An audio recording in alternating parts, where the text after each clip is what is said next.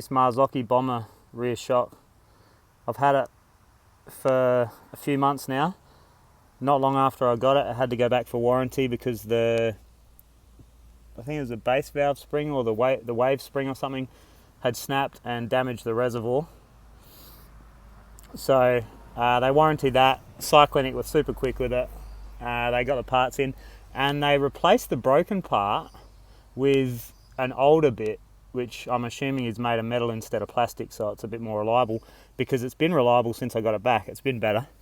It's been consistent, but it feels now, so I went the lighter high-speed compression route. I tried to get them to open up the high-speed compression, and what I think it's done, I'm not too sure. Let me swap this camera around. I'm not too sure if doing what they've done with the opening the high-speed compression up has also opened up the high-speed rebound. I don't know, I haven't had a look at the mechanical workings of how that shock works yet, but for now, the high-speed rebound is absolutely too fast. It doesn't matter what I do. If I slow down the low-speed rebound enough to counter, to try and get rid of that high-speed chop, you still get the high-speed chop, but it does take it off enough, but the amount of rebound that I've got to run to take it off to get rid of that high-speed chop, that tung, tung, tung, out of over the smaller square edge hits, and the repeated, the kind of pushing you off the pedals a bit through repeated bumps, regardless of the compression setup, is when I get to the point where I can iron that stuff out, the rebound's too slow. The low-speed rebound's too slow, so it's not supple across stuff. And it's not as playful or responsive. So I'll probably end up sending it back again and seeing if I can, or just ringing them and speaking to them at least and finding out what's going on with whether I can independently change the high-speed rebound, close the high-speed rebound off while still leaving the high-speed compression open, because I like how the compression stroke is now. But it's hard because I'm not completely calibrated, because I was on a 425 and now I'm back on a 400 spring. Now I've gone preload, no preload, little bit of preload, back and forth with trying to find where's my best spring rate within the 400 spring. 425 is just a little too tall, little bit too tall in the back for sag. The 400 at no preload now, which is how I've got it now, still didn't get rid of the high-speed rebound chop that I'm trying to get rid of.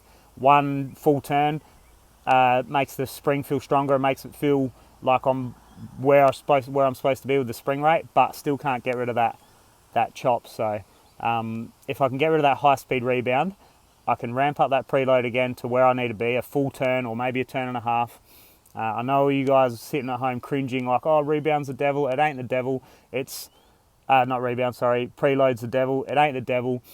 It's relative to your weight on the bike. So if my weight on the bike demands a spring rate of 410 or 415, and I've got a 400 spring, I can effectively find that 410 or 415. And I know yous are arguing it, and I know yous are saying, no, you can't, blah, blah, blah, but you absolutely can. And the people that keep pointing me to the Vorsprung video where he's talking about preload and you shouldn't be adding preload, you should just be going up a spring rate, which is fair within context. If you look at his own graph that he draws, there's a line coming from the 0 point, linear, you know,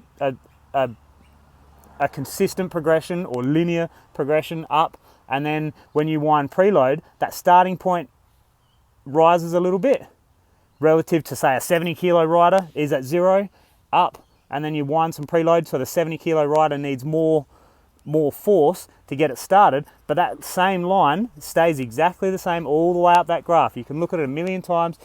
All you got to do is try it for yourself and you'll see it. There's no amount of theory in the world is going to solve your problem. If you try it, you'll see that turning preload on absolutely increases the relative stiffness of your spring. It makes the spring stiffer entire way through. But if you add too much preload onto your rear shock, you damage the shock at top out.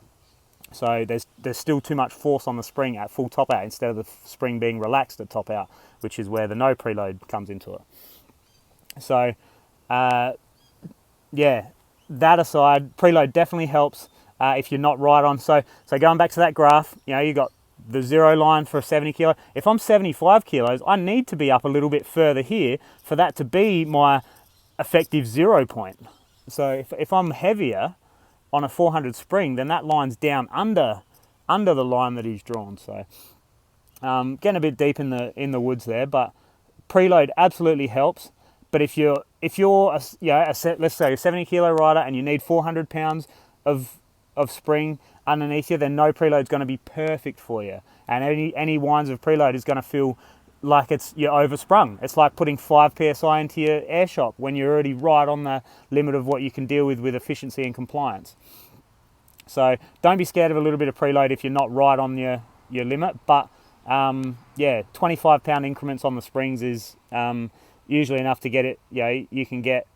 It seems to me like 2 full turns on a spring is about 15 pounds of spring rate, depending on which spring it is. That varies. 300 pound spring with 2 full turns might be a little different to a 500 pound spring with 2 full turns. I'm not sure. But anyway, the shock, I think I'm going to get that high speed rebound, or at least talk about it, see if I can get that changed again, because it's still not what I want. I can still get as good a performance out of the air shock for sure, but the coil is just more consistent, obviously. So I'll move on with that. That's just an update on that. And I mean, I'm way overdue for doing a full long-term review on this bike, but I've just not made my mind up completely. As it's always showing me different things. It's a killer bike sometimes in some situations, and then other situations it needs to lose that back wheel. It needs to go back to a 27 at the back. So I don't know if I'm completely sold on 29ers. I'm not too sure if I'm completely sold on 29ers. Something to think about, and I still like it. I still, it's the bike I've bought, it's the bike I've committed to, and I'm definitely going to find it swinging. The fork is a funny one. So I'm back on no token in that 170 Lyric, and it feels good. It feels great. I'm back and forth between my bar height at the no token, whether I'm full height or down 10 mil. So I could probably go down 5 mil would be great, but these knock block spaces are only 10 mil spaces, so bit of a blowout there. Maybe Trek's got some 5 mils that I can grab. But the bike's cool.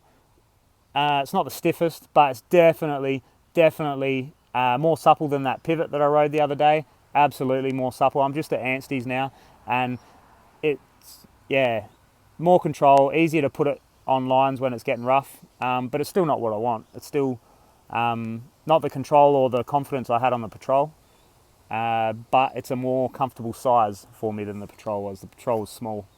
Anyway, that's enough ranting for now. Check you on the next one.